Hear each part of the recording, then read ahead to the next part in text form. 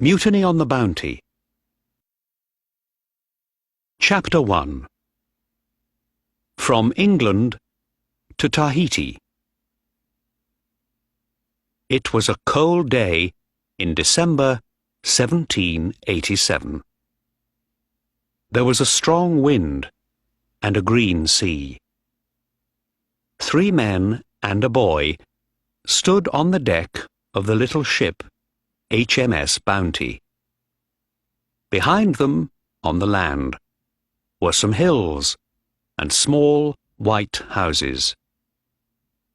The ship moved slowly out to sea.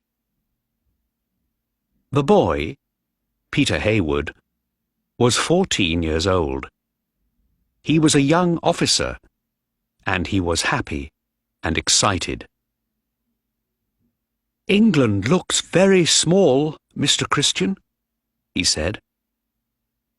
Fletcher Christian smiled at him. Christian was a tall young man, with black hair and a long, tired face. "England is small," he said, "but we're going to some much smaller islands. Tahiti, the Friendly Islands. They're small, but they're very warm and beautiful." A sailor, John Adams, laughed. "That's right, Mr. Christian, sir," he said. "Good food, warm sun, blue skies, and hot, beautiful women, too. I want—" "Be quiet, man," someone shouted. Christian and Heywood looked behind them. They saw the captain, William Bligh. He was a small man with brown hair. Christian knew Bligh well. They were friends. But Bligh was a captain now, so things were different. The Bounty was his first ship, and it was very important to him. "Don't talk about women on my ship, Adams," he said angrily. "Be quiet and sail this ship. Do you hear?" "Yes, sir," said Adams quietly. "Now, listen to me, Mr. Christian. And you too, Mr. Heywood." Bligh stood very near them, but he didn't speak quietly. All the sailors could hear him. "I'm the captain of this ship. Remember that. We're going 30,000 kilometers through bad weather and very bad seas. And I don't want any accidents. You are officers, so you don't talk to sailors about women or drink or anything. You must work hard, and your sailors must work hard too. Do you understand me, Mr. Christian?" "Yes, sir," said Christian. But he didn't look happy. "Good. And you, Mr. Heywood?" "Yes, sir." The boy looked at Bligh, afraid. Then Bligh smiled. "Is this your first time at sea, boy?" "Yes, sir." "Well, you must work hard, and listen to me. One day, perhaps, you can be a captain too. Would you like that?" "Yes, sir, of course," Peter Heywood smiled. "Right then. Mr. Christian, look at those men there. They aren't working. Run and talk to them, quickly." Bligh smiled again at Heywood. "In a happy ship, the men must work hard, but the officers must work harder." Do you understand, boy? The Bounty sailed south across the Atlantic. For 10 days they were in a storm near Cape Horn, but they could not sail west because of the strong west wind. So they sailed east to South Africa, Tasmania, and Tahiti.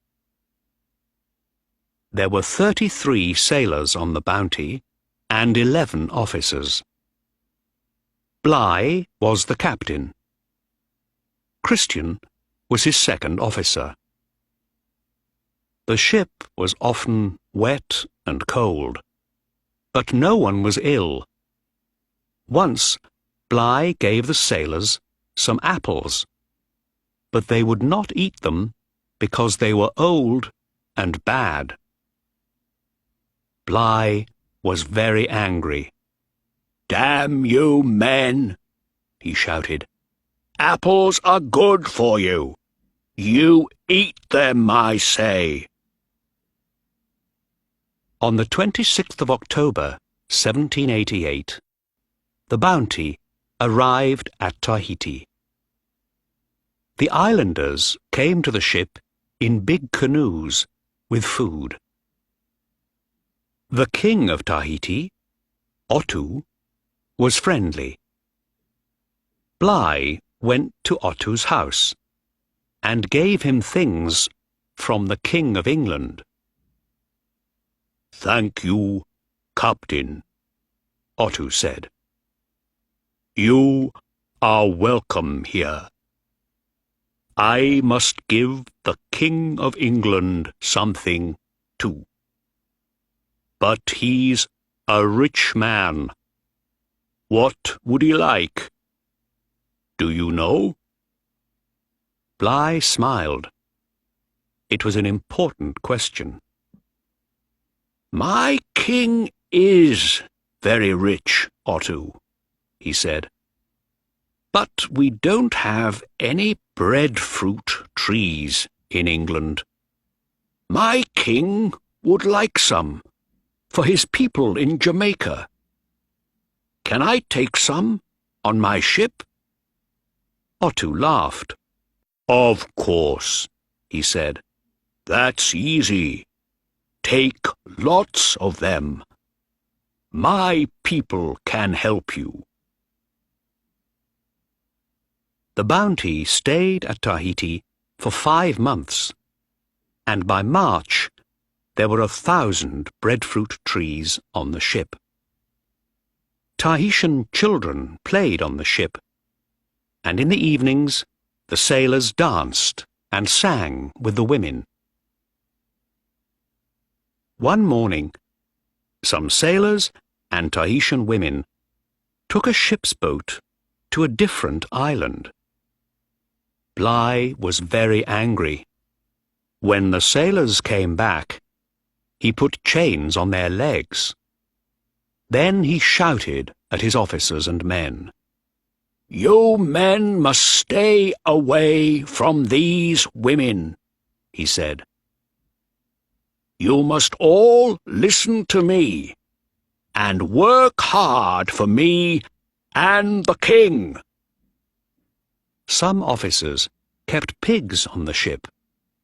Sometimes Bligh took the pigs from his officers. "I'm giving this food to the sailors," he said. "They need it, not you."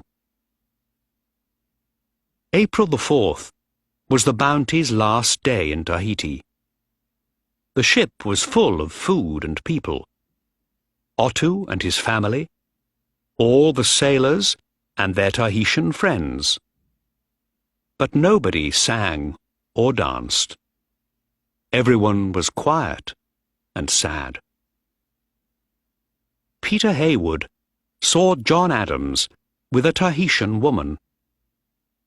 She cried, and he talked to her for the last time.